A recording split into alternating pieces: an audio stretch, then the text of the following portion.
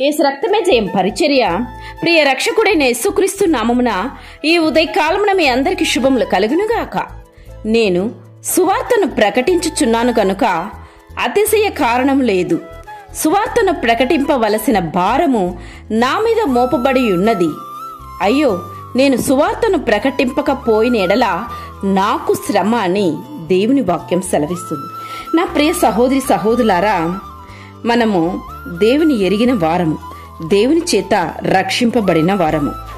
అలా రక్షింపబడిన నీవు నేను రక్షణలోకి రాని వారి కొరకు భారభరిత హృదయముతో ప్రార్థించాలి. మన చుట్టూ ఉన్నవారు, మనకు తెలిసిన వారు, ఇరుగుపొరు వారు, అటువంటి వారి కొరకు, దేవుని ఎరగని వారి కొరకు మనం ప్రార్థించాల్సిన కనీస బాధ్యత మనపై ఉన్నది. ఏ ఒక్కరు కూడా దేవుని ఎరుగక మరణించకూడదు. అలా మరణించిన వారు దేవుని ఎరుగక మరణించినట్లయితే నరకానికి పాత్రులవుతారు. అంటే దేవుని యొక్క ప్రేమ, క్షమ గుణం తెలియని వారు ఎంతోమంది ఉన్నారు. నరకంలో అగ్ని ఆరదు, పురుగు చావదు, అక్కడ ఏడ్పును పళ్ళు కొనడము ఉంటుందని వాక్యం సెలవిస్తుంది.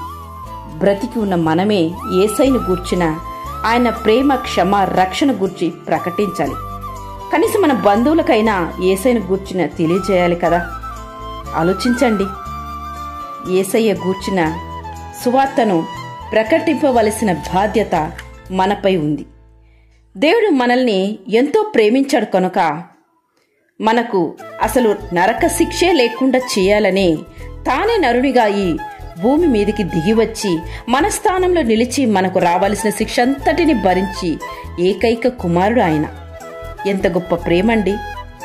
దేవుని గొప్ప త్యాగాన్ని మనం అంగీకరించి ఆయన ప్రేమను విశ్వసిస్తే నరక శిక్ష నుండి తప్పింపబడతాము. పరలోక రాజ్యానికి స్వతంత్రులుగా, వారసులుగా మార్చబడతాం. ఒకవేళ దేవుని ప్రేమను మనం నిర్లక్ష్యం చేసినట్లయితే, పాపంలోనే మనం ఉన్నట్లయితే, ఇంత గొప్ప రక్షణను మనం నిర్లక్ష్యం చేసిన ఎడల ఎలాగ తప్పించుకుందామని వాక్యం సెలవిస్తుంది.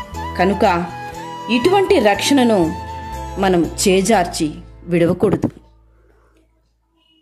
నశించిపోతున్న ఎంతో మంది బిడల కొరకు, ఆత్మల కొరకు మనము చూస్తూ ఊరుకోకూడదు. భార హృదయం కొరతో వారి కొరకు ప్రార్థన పూర్వకంగా దేవుని చెంత మనం గోజాడి ప్రార్థించాలి. అది మన కనీస బాధ్యత కూడా. ఎందుకంటే దేవుడు ప్రతి ఒక్కరిని తన స్వరూపములో నిర్మించుకున్నాడు, తన కొరకై నిర్మించుకున్నాడు. తన స్వరక్తమిచ్చి క్రయధనంగా కొనుక్కున్నాడు కనుక ప్రతి ఒక్కరి గూర్చిన బాధ, ఆవేదన తనలో ఉంటున్నది. అది అర్థం చేసుకున్న మనము నశించిపోతున్న బిడల కొరకు సువార్తను అందించి వారి కొరకు భార హృదయముతో ప్రార్థింపవలసిన బాధ్యత మన అందరిపై ఉన్నది. కనుక ఇక నుంచైనా, ఈ సందేశం విన్న తరువాతైనా అటువంటి భారాన్ని నీ హృదయంలో నీవు కలిగి ప్రార్థించగలవా? ఇక నుంచి ఈ ప్రార్థనను కొనసాగించు. దేవుని దీవెనలను పొందుకొందు. ఆమెన్. యేసు రక్తమే జయం పరిచర్యలో మీ సహోదరి. God bless you.